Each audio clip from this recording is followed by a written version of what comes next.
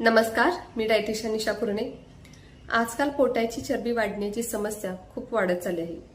बऱ्याच लोकांना वाटतं वजन आणि चरबी हे जास्त खाल्ल्यामुळेच वाढतं। जर तुम्ही जेवणामध्ये कॅलरी जास्त असलेले पदार्थ खात असाल तर तुमची पोटाची चरबी कधीच कमी होणार नाही।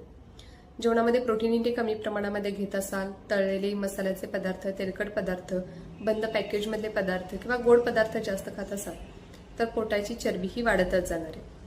तर आज मी तुम्हाला काही महत्त्वाच्या आणि सोप्या टिप्स सांगणार आहे, त्याच्यामुळे तुमची पोटाची चरबी कमी होण्यास मदत होईल। तर जास्त तुम्ही प्रोटीन इंटेक असलेले पदार्थ खा, जसे की डाळी, मोड आलेली कडधान्य, अंडी, चिकन, पनीर यांसारखे पदार्थ खा।